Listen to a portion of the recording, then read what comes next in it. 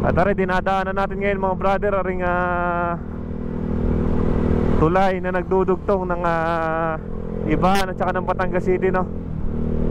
Grabe yung sigsag dito, no? Ito yung isa sa mga malulupit na sigsag. Yun, no? Kitang kita naman, bawal yung overtake sa mga ganyang naka double.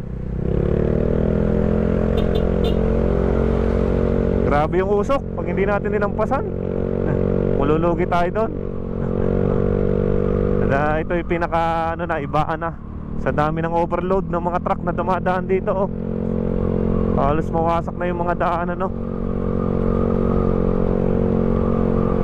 Mas maganda pang dumaan din sa gilid na area. Yan. Maiksi lang naman yung sigsag na yun na bahaging, no, ng Ibahan. Kung saan sinusubo ka lang, pina-welcome ka lang ng sigsag ng Ibahan, no, mga brother.